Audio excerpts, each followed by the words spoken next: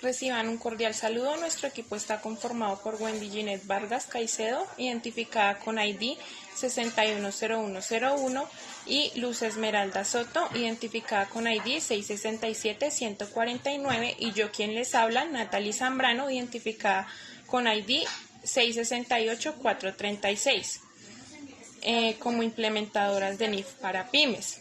Hoy venimos a explicarles el importe del pasivo por impuesto diferido. Entonces, comencemos. De acuerdo a la sección 29, el impuesto por pasivo diferido comprende todos los impuestos nacionales y extranjeros que estén sujetos a las ganancias y que tengan una imposición sobre ella. De acuerdo a esta sección, el impuesto por pasivo diferido se divide en dos. Entonces, tenemos el impuesto corriente, que es aquel que, para especificar en menos palabras o palabras cortas y sencillas, es aquel que es el impuesto de hoy, el que tendremos que pagar prontamente. Y el impuesto diferido es aquel que se contabiliza o se lleva como una provisión. En el momento de este impuesto tendremos que tener en cuenta que es el impuesto que tendremos que pagar o que tendremos que deducir. Cuando se reconoce el impuesto diferido, esto no quiere decir que lo vayamos a tener que pagar hoy, sino que lo tenemos como una provisión de tipo financiero del impuesto a las ganancias. Bueno, para este efecto, entonces los pasivos por impuestos diferidos son todos los valores de los impuestos de las rentas que se pagarán en un futuro, con respecto a las diferencias temporarias gravables. Entonces, según el párrafo 9.14, las diferencias temporarias son todas las diferencias entre los valores contables y los valores fiscales, las cuales surgen al revisar los valores que se reconocen de los activos y los pasivos. En este caso nosotros nos concentraremos en los pasivos, y cuya liquidación afecta también la liquidación de los impuestos a las ganancias. Bueno, ya el resultado que se origine bajo las diferencias temporarias se tomarán como base para calcular los impuestos diferidos, y estas bases fiscales serán los importes atribuidos para los fines fiscales de los activos o de los pasivos. Hay que tener claro que dijimos que nos vamos a concentrar en los pasivos.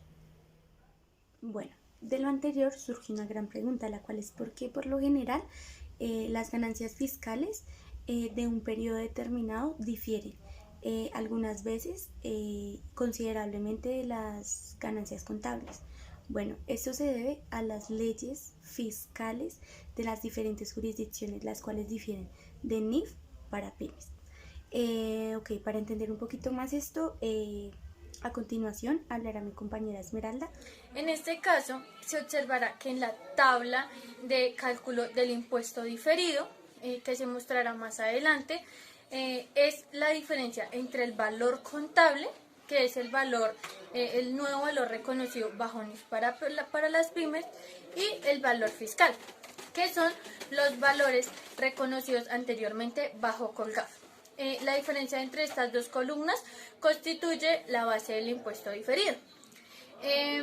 Tener en cuenta que se fijó la tasa impositiva del 30%, es decir, que se aplica para la ganancia fiscal, para el cálculo del impuesto, para este periodo. La primera pregunta que debe hacerse la entidad es si el importe en libros o la recuperación afecta la ganancia fiscal. Si la respuesta es sí, entonces la entidad debe proceder a hacerse la siguiente pregunta. Bueno, y cada vez que tengo diferencias temporarias, ¿de qué se tratan? Se tratan de las que son imponibles, es decir, que en periodos futuros van a implicar un mayor impuesto de renta, o deducibles, que son aquellas que en pagos futuros me van a significar menor impuesto de renta. Entonces hay que analizar este caso y estas preguntas para los siguientes casos, para resolver los siguientes casos.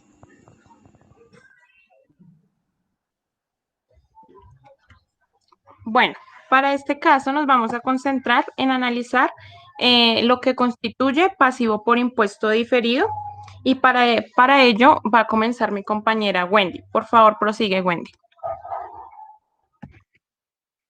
Gracias, Natalie. Bueno, en el primer caso, observamos que tenemos un activo en propiedad, planta y equipo, en el cual se observa que tenemos como valor fiscal 15.000 pesos y un valor contable de 26.000. La recuperación o liquidación del importe en libros afecte o no la ganancia fiscal. Entonces, la respuesta para nosotras es sí, ya que el valor de 15.000 fiscal lo constituimos como un impuesto diferido y esto como un activo de propiedad, planta y equipo que se tomará como objeto de depreciación.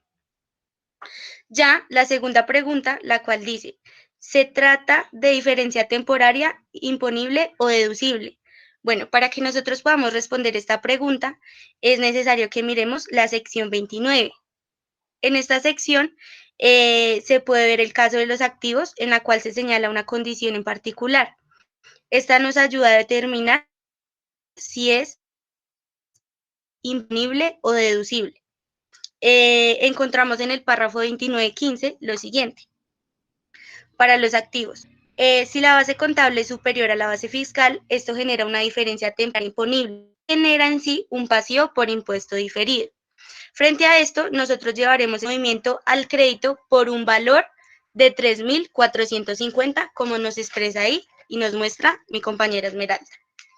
Bueno, ya en el segundo caso, tenemos dos locales por venta de arrendamiento. En estos, fiscalmente los llevamos como arrendamientos operativos, pero ya bajo NIF lo convertimos en arrendamientos financieros.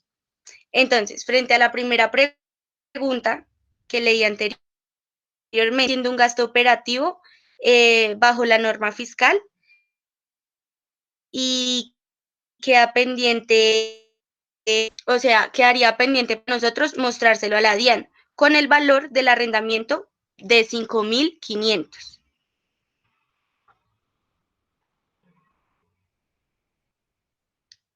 Listos. Entonces, ya en la segunda pregunta, para nosotros poderla responder, tenemos que aplicar la misma técnica del caso anterior. Teniendo en cuenta que si la base contable de los activos es superior a la base fiscal, se generaría, una diferencia temporaria imponible y por lo cual se generará también un pasivo por impuestos diferidos.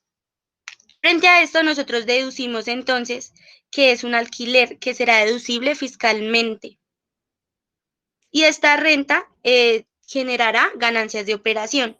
Por lo tanto, nosotros llevaremos el valor de 750 al crédito. Gracias.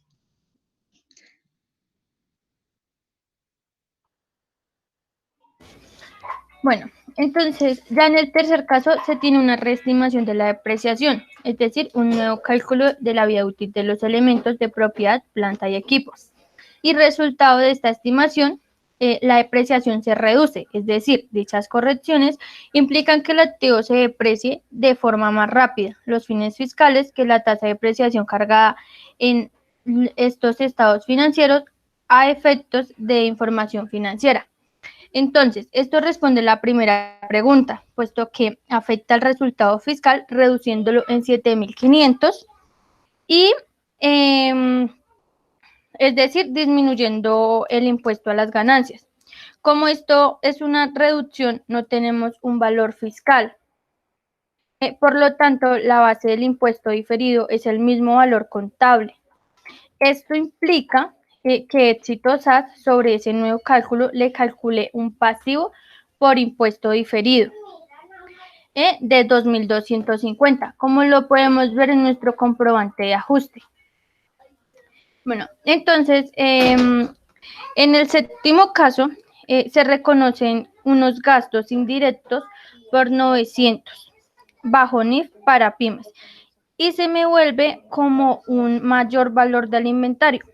Entonces resulta que Éxito SAS va a llevar estos gastos indirectos como un costo de venta y esos costos de venta, además de los inventarios, constituyen un valor de los inventarios. Es decir, la entidad debe aumentar el precio de venta o dejarlo como está por competencia. Pero entonces, en este caso, verá su margen de utilidad bruta, se verá afectado y disminuirá. Y por lo tanto, esto afecta el efecto fiscal y se produce un pasivo por impuesto diferido de 270, como lo podemos ver en nuestro comprobante de ajuste. 270. Entonces continúa nuestra compañera Natalie.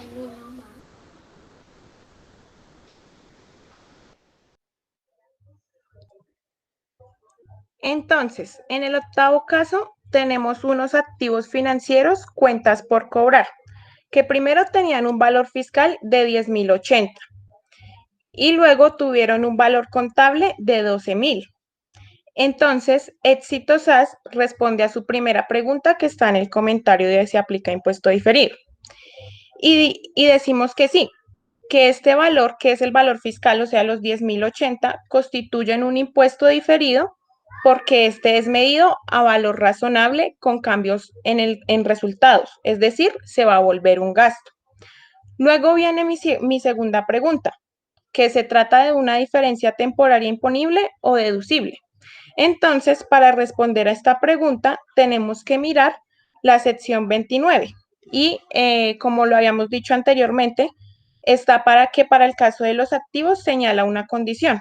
Entonces, me dice que para los activos sin la base contable superior a la base fiscal, esto genera una diferencia temporaria y me genera un pasivo por impuesto diferido.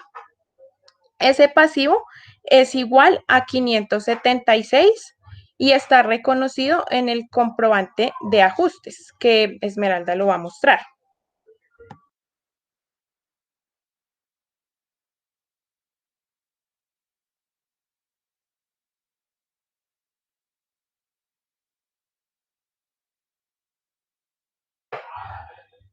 Luego seguimos con el 12º caso, que se trata de una provisión que según PCGA era correspondiente a los costos a incurrir como consecuencia de una futura reestructuración de la compañía, o sea, de Éxito SAS.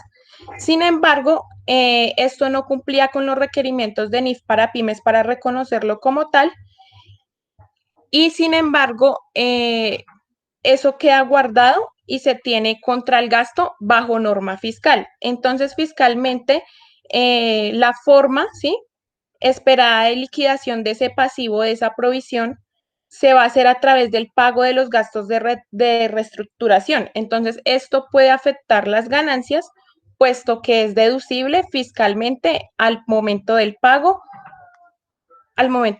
y constituye un pasivo por impuesto diferido de 330 que también se muestra en el comprobante de ajustes.